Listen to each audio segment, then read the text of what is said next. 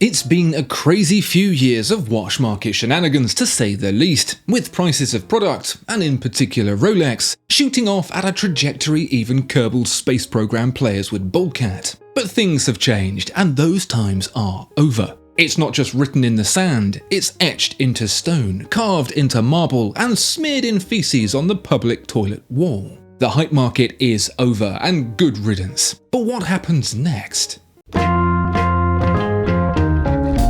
What is the hype market? It feels like Rolex prices have always been astronomical, but that's just your mind playing tricks on you. This illusion of tradition appears in many great examples through time, with the De Beers diamond engagement ring campaign a prominent example. After a group of mining companies realised diamonds weren't as rare as they thought, they joined forces as De Beers and launched a marketing campaign that would take this uninteresting nugget from obscurity to international popularity. If it worked for James Gordon, it can work for anything. Phrases such as "a diamond is a girl's best friend," "a diamond is forever," and even the tradition of a diamond engagement ring costing 2 months' salary were all invented by De Beers in the 1940s. They even went to the extent of partnering with the Gemological Institute of America to instill a new set of criteria with which to judge quality: cut, colour, carat, and clarity, also known as the 4 C's, to make it seem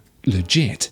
Package this all up into multiple films featuring A-list celebrities and you've got yourself a brand new old tradition, just like Nana didn't used to make. This stuff happens all the time, and thanks to the mere exposure effect, our smooth brains just eat it up like it's always been that way. Enough exposure to the same thing over and over again, and it simply becomes part of the furniture.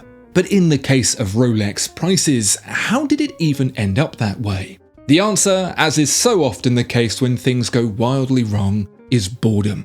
Rolex prices were already rising in a controlled, stable fashion, as they have done for many years, but lockdown really kicked it into overdrive, as it did with almost everything, except maybe Daniel Ricciardo's career.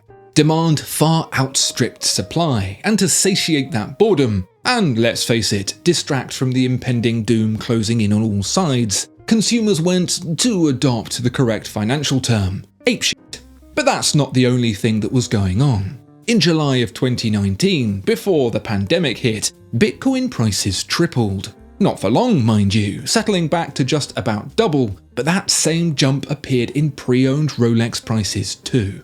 Then, in June of 2020, as Bitcoin prices jumped up again, so too did Rolex prices. And when Bitcoin shot up to a peak over 10 times greater, Rolex peaked as well. It was almost like people who'd made a ridiculous amount of money in a reckless fashion chose to spend it all recklessly too. In the past, the idea of a luxury watch, even a Rolex, being an investment simply meant that it wouldn't shit the bed and everything in it if you held onto it for a few years before reselling. You could buy a used Submariner below retail, keep hold of it for 5 years or so and probably break even, and maybe even make a few bucks. Combine Bitcoin buying with rising luxury watch prices and all of a sudden it's not a 40th birthday present, it's an alternative investment asset. People would buy Rolex watches on the way through the airport during a business trip and flip them when they got home, making a few thousand for the privilege. Where models had previously been readily available, they were now in demand, and the waitlists grew and grew. Previously, just the Daytona required the patience of a few months' wait. Now customers were being told their watches would arrive just in time to celebrate the heat death of the universe. But the tide has since turned.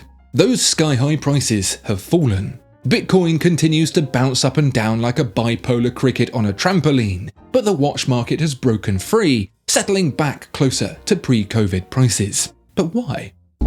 New availability. The first reason why Rolex is dipping again is a bit of a chicken and egg situation. At their peak, Rolex prices were on average double their pre-COVID value, and it doesn't take a genius to figure out that's as stable as a freshly dumped teenager. They make an awful foundation. Too squidgy. Compare those sky-high values to an inflation-adjusted price of just $1,800 from the original 1954 RRP of $150, and you're doubling down on the danger.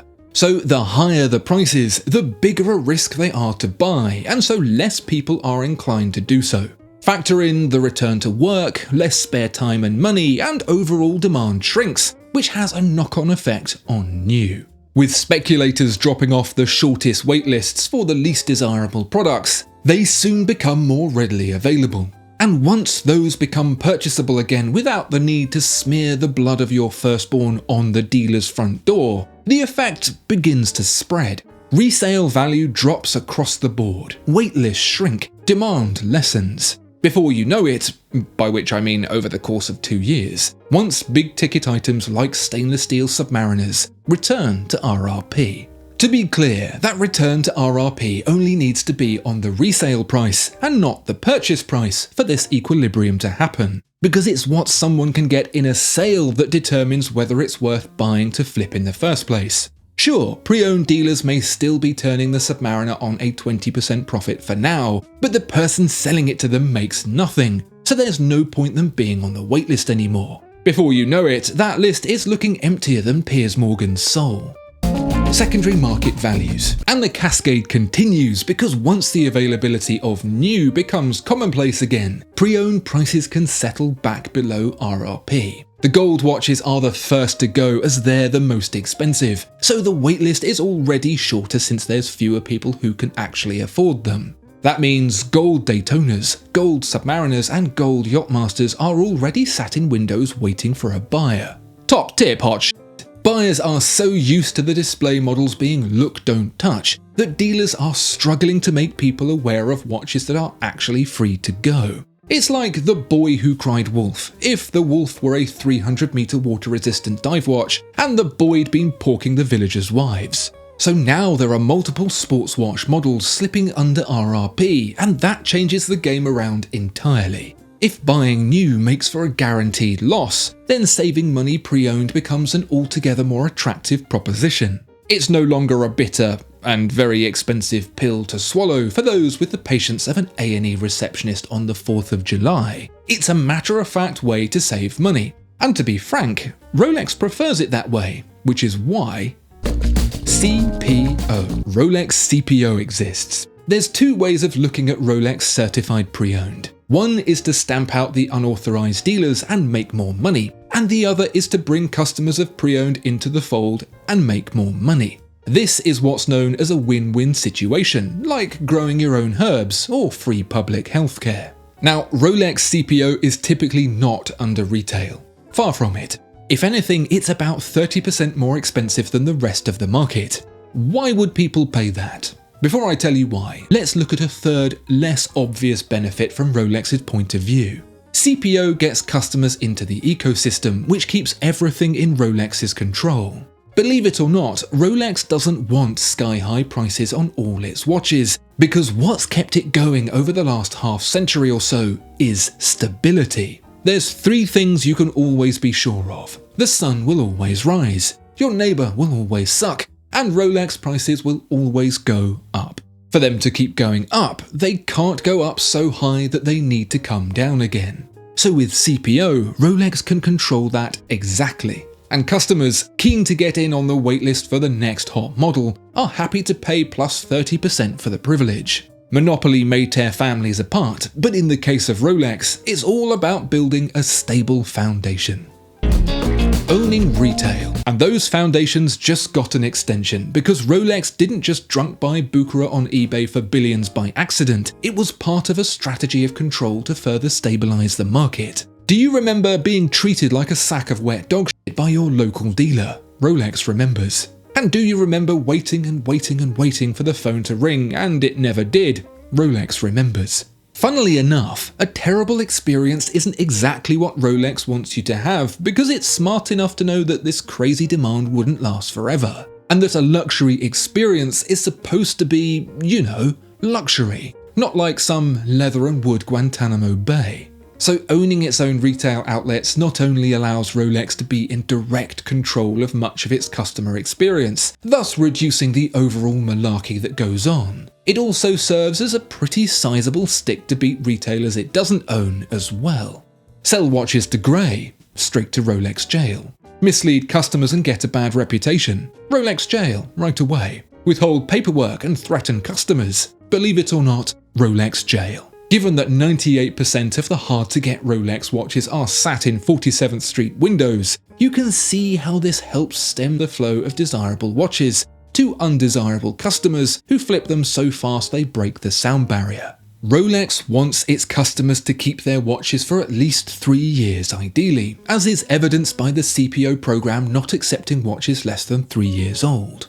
If Rolex can manage not just the watches entering the new market, but exiting into pre-owned as well, then what results is a smooth, controlled flow, not a sputtering mess that shuts the pool down for 3 days to be filtered. And then, once order has been restored in the sale of new production numbers, it's time to make more watches. In a complete blindside, in the recently released official Submariner book, Rolex offered up on a paper plate the production numbers for virtually every Submariner ever made, including the current models. And it makes for some pretty interesting reading. Check this out. The last of the black aluminium bezeled steel Submariners, the 16610 and the dateless 14060, including the modified M version, were cumulatively selling around 35,000 units per year on average since their rollout in the 1980s, up until their discontinuation in the new millennium. The first Submariners of the 1950s and 60s were selling more like 10,000 a year and closer to 20,000 a year in the 1970s.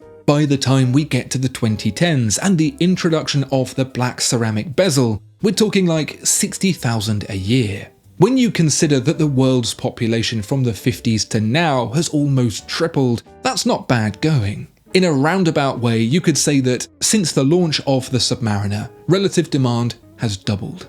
Given that Rolex makes a reported million watches per year, and probably even more than that, only 5–6% being black bezeled steel Submariners is surprisingly low. Like, sell your kids' PlayStation for gambling money low.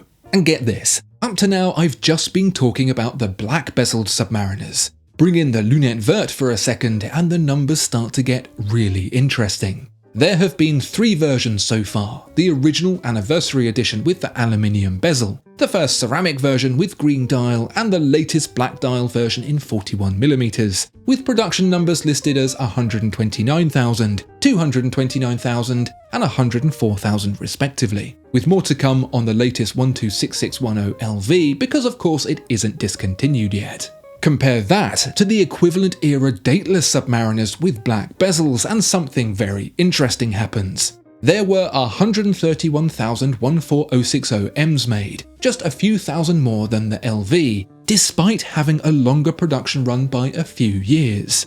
Then, when you get to the first ceramic green bezel, the matching black no date at 153,000 units undercuts it by a whopping 76,000.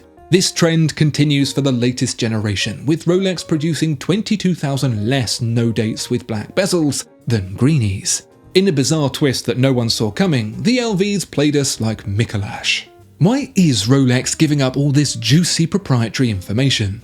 Trust. Sure, it might ruffle a few wallets, but open and honest transparency, or at the very least what looks like it, sets the tone for what it knows is going to be a harder sell than years just gone. No longer will fish jump right into the boat, fillet and season themselves and wriggle onto the pan. Retailers are actually going to have to treat people nicely if they want to move that stock on. Remember, steel Submariners aren't even 10% of Rolex's annual output. The rest is made of watches that are tougher to sell, so you know they've got their work cut out. At least they've dialed down the difficulty a bit by discontinuing the Yachtmaster 2. And guess what? Rolex is going to be making even more watches. A temporary facility will be operational from 2025 to up production, with the final building to be completed in 2028, ready to meet demand and maybe even then some. Why reduce demand on hard-to-get pieces? To bring back stability. It served Rolex pretty well for the past century and a bit, after all.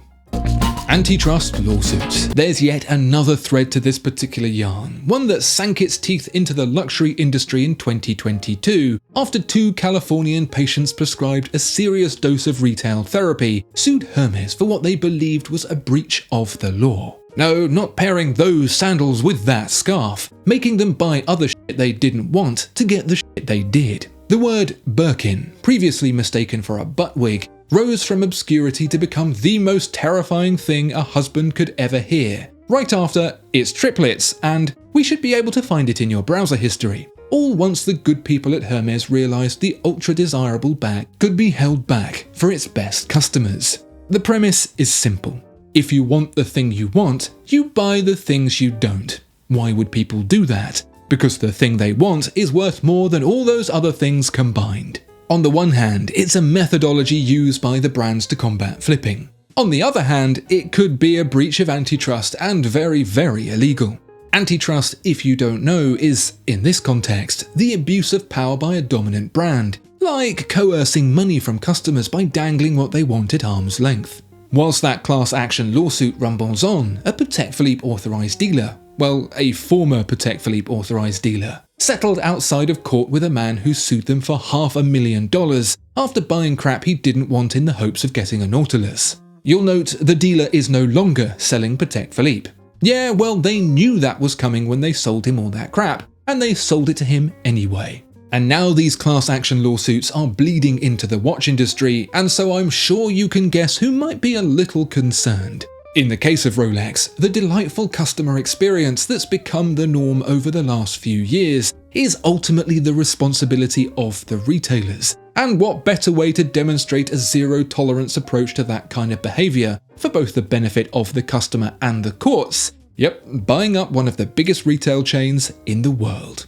The future. What does all this mean for us average plebs anyway? Unfortunately, the dream of pre-COVID prices is probably a K-hole away from reality, and I'll never get another Submariner for less than $3,000 ever again. But otherwise, it's a promising outlook for anyone who quite simply wants to be able to buy a watch without getting shafted like a coal deposit. Crazy secondary prices, at least on most models, will settle back to sensible, and we'll finally be able to have our pick without fear of our souls being torn to shreds. And remember, despite all this, despite everything that's changing, unless you can suck an ice cube up a drink straw, you're still not getting a stainless steel Daytona. Never mind.